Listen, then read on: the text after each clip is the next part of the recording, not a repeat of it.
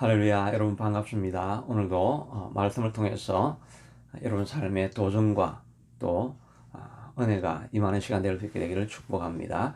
오늘은 열왕기상 22장 1절부터 40절까지 있는 말씀을 통해서 완고함의 결과라는 제목으로 은혜를 나누기를 원합니다. 앞에 20장에서는 북쪽 왕 아람의 아람 왕 베나닥과 전쟁하는 이야기가 있었지요. 두 번이나 하나님께서 도우셔서 크게 승리하고 베나닷을 죽일 수 있었는데, 베나닷이 계약을 하기를 우리 아버지가 차지했던 이스라엘 모든 땅은 돌려주겠습니다 하고 그를 살려보냈습니다. 그런데 3년이 지나도 베나닷이 약속을 지키지 아니하고 그 차지하였던 땅을 돌려주지 않습니다. 그러니까 아합이 일어나가지고 우리가 길르앗 라모신 원래 우리 땅인데 저것을 차지하러 가야 되겠다라고 전쟁을 하러 나가려고 합니다. 그때 마침 요사밧이라고 하는 남쪽 왕 유다의 남쪽 나라 유다의 왕이 올라와 있었습니다. 그래서 같이 나아가기로 했는데 이 여호사밧은 남왕국에 있는 몇몇 안 되는 아주 믿음의 왕이었죠. 그래서 먼저 하나님께 우리가 물어보고 가야 되지 않겠습니까? 선지자가 있습니까? 선지자 400명이 와서 다 예언하기를 좋은 소식입니다. 올라가면 반드시 왕은 그 성을 차지하게 될 것입니다 라고 하는데, 요사밧은 믿음의 사람이기 때문에 선지자들의 거짓 영과 또 진실한 영을 분별을 할 수가 있죠. 아무래도 그 음성이 이상한 것 같아서 이 사람들 말고 다른 선지자는 없습니까? 그러니까 미가야라고 하는 한 선지자가 있는데 이 사람은 예언할 때마다 나에게 흉한 것만 예언을 하기 때문에 내가 그를 심히 미워하고 그 사람 말은 내가 듣지 않습니다. 여호사밧이 아닙니다. 그런 사람의 말을 들어야 됩니다. 미가야가 찾아와서 예언을 하는데 빈정거리면서 뭐 다들 올라가라고 하니까 올라가시면 이기지 않겠습니까? 이렇게 빈정거리는 투로 이야기를 하니까 아합 왕이 내게 진실을 구하라 이렇게 엄하게 이야기를 하니까 진실을 이야기하는데, 어젯밤에 하나님께서 내 눈을 열어서 하늘 보좌를 보게 하셨는데 보좌 앞에 만만의 군대들이 좌우로 도열해 있는데 그 가운데 하나님께서 누가 아합을 깨어서 전쟁하게 하고 거기서 죽게 하겠느냐 그렇게 하니까 한 영이 나와서 제가 아합을 깨는데 먼저 거짓 선지자들에게 내가 거짓의 영을 넣어서 그들이 거짓 예언을 하도록 하겠습니다. 그렇게 하니까 왕이 그러면 너 말대로 하라. 그러면 그 일이 이루어질 것이다. 이렇게 이야기를 합니다. 그 말을 듣자 다른 선지자 중에 시드기야라고 하는 선지자가 나와서 미가야의 뺨을 때리면서 내 안에 있는 하나님의 영이 언제 너에게 가서 그런 말을 하더냐 하면서 그 선지자가 화를 내고 폭행을 합니다. 그러자 아합도 그 이야기를 듣고 이 사람이 내게 좋은 이야기 하는 것 한 번도 들어본 적이 없다. 이 사람을 감옥에 집어넣고 내가 평안히 돌아올 때까지 기다리게 하라. 미가야가 왕이 편안하게 돌아오실 수 있을 것 같았으면 내가 이 말도 하지 않았습니다. 그렇게 경고의 말을 해주게 됩니다. 그럼에도 불구하고 이 아합은 완고하게 끝까지 전쟁을 하러 나아가게 됩니다. 마음이 불안하니까 변장을 하지요.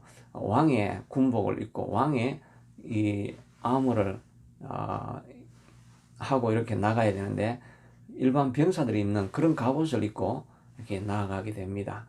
전쟁으로 나아갔는데 아람에서는 또 어떤 전략을 쓰고 있었느냐 하니까 이 전쟁은 뭐 군사들하고 병사들하고 싸울 것이 없다.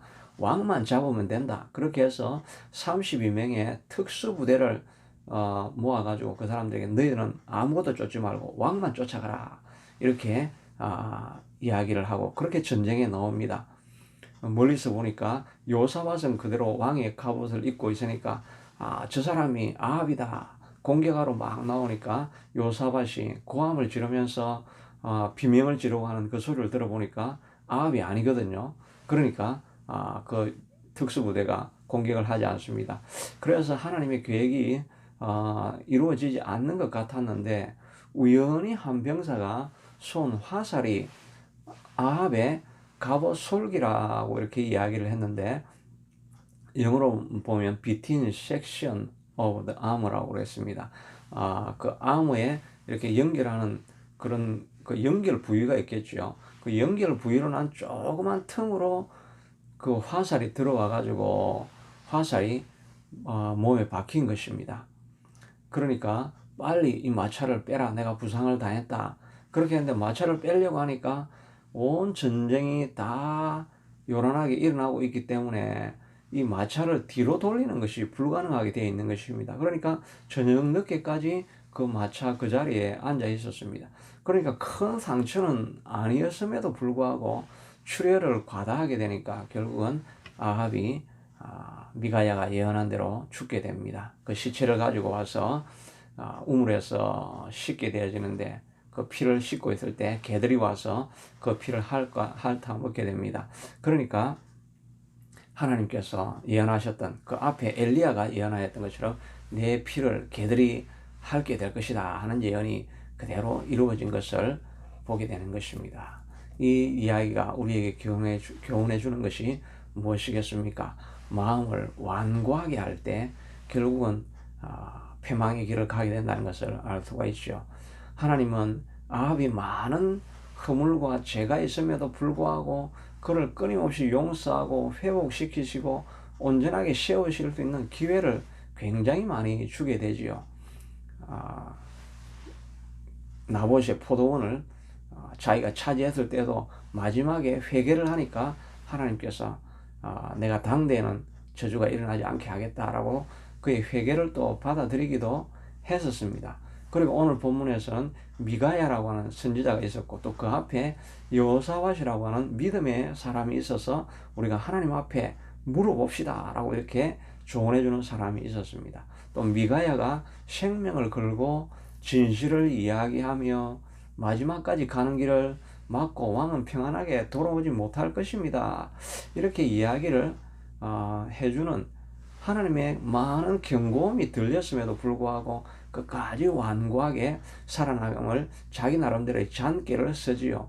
변장을 하고 병사인 척하고 이렇게 했는데 우연히 맞은 화살에 그것도 큰 화살, 큰 병도 큰 상처도 아니었는데 피를 흘려서 결국은 하나님의 뜻이 이루어지지 않습니까? 많은 경고음이 우리에게 들려옵니다. 패망으로 넘어가기 전에 많은 경고음이 우리에게 들려오는 것을 알 수가 있습니다.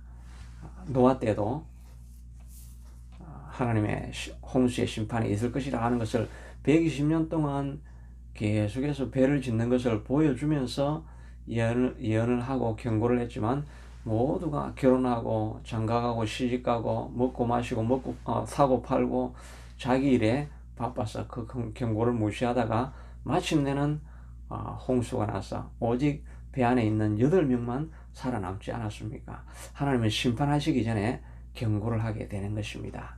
우리의 삶에도 마찬가지겠지요. 끊임없이 내가 원수를 갚지 말고 용서하고 사랑하라 이런 마음이 우리 속에 끊임없이 경고음이 들려오지요. 그럼에도 불구하고 우리가 마음을 완고하게 해서 내가 반드시 보복하게 될 것입니다. 나는 용서할 수 없습니다. 이런 마음을 가지고 끝까지 원한을 가지고 있다가 결국은 자기가 패망의 길로 넘어갈 때가 얼마나 많이 있습니까? 우리에게 어려움을 갖게 하는 그런 사람들도 있지만 나도 용서받은 사람이고 예수님이 나를 위해서 십자가를 지셨는데 그 은혜를 기억하면서 내가 용서할 수는 힘들지만 주님이 말씀하시니 주의 말씀하시는 대로 용서하고 화목하겠습니다. 이렇게 빨리 결단하고 주님께로 가가는 것, 그게 패망으로 가는 길을 막는 길이라 하겠지요. 또 하나님께서 탐욕하지 마라 하고 하는데 그 탐욕을 위해서 하나님의 계명을 어기고 자기 것이 아닌 것을 취하려고 하고 그렇게 하다 보면 결국은 마음의 경고음이 오는 것을 무시하고 나아갈 때 결국은 우리를 패망하게 하는 것을 보게 되지요.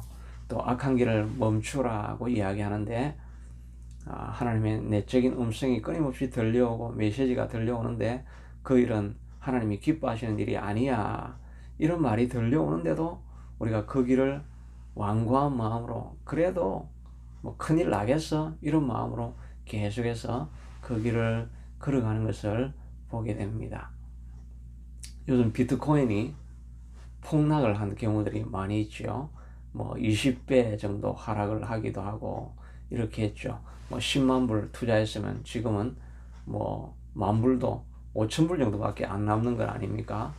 정말 어떤 사람은 그 집을 사기 위해서 다운 페이먼트, 그 디파짓 할 걸 이야기가, 비트코인이 갑자기 올라간다고 하니까 그걸 다 투자를 했는데, 투자하고 나서 며칠 안 지나니까 갑자기 테슬라에서 그걸 비트코인을 더 이상 거래 수단으로 삼지 않겠다라고 이렇게 예언을 하고, 또 각 국가 기관에서 비트코인 이런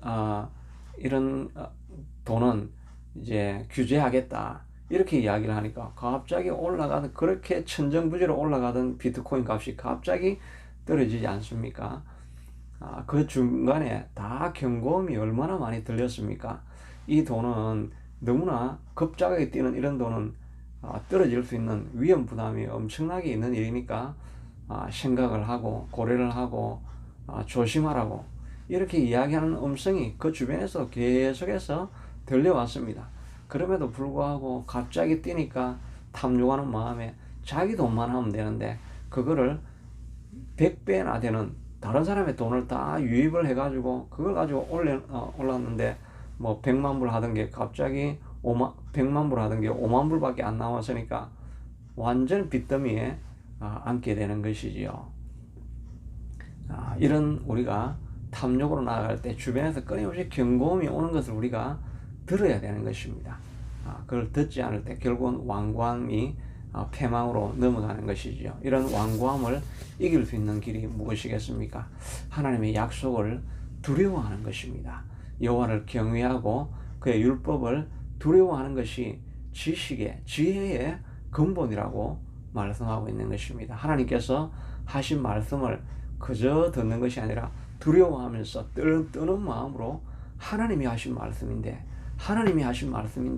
하나님을 두려워하게 되면 어떤 내 마음의 고집들이 다 내려놓아지고, 하나님 말씀하시면 순종하겠습니다, 이런 마음으로 나아가게 될 때 그 율법을 쫓아가는 것이 되고, 사람들이 처음 생각하기에는 어리석고 바보같이 왜 그런 일을 그렇게 손해보면서 좁은 길을 걸어가고 하나님의 말씀을 따라간다고 하느냐, 바보 같은 길이라고 이렇게 다른 사람들은 다 생각을 하죠. 남들이 가는 길을 다 가면 되지, 뭐 고집을 부리면서 다른 사람 눈총을 받아가면서 율법의 길을 간다고 하느냐, 그렇게 하는데, 그렇게 떨고 두려워하면서 그 율법을 지켜나가는 사람을 하나님께서는 결국 붙들어 주시기 때문에 그 사람의 길을 마침내는 평탄한 길로 만들어 주시게 되는 것입니다. 우리도 하나님 말씀을 두려워하고 떨리는 마음으로 지켜나감으로 말미암아 하나님이 우리에게 축복하시는 그 축복이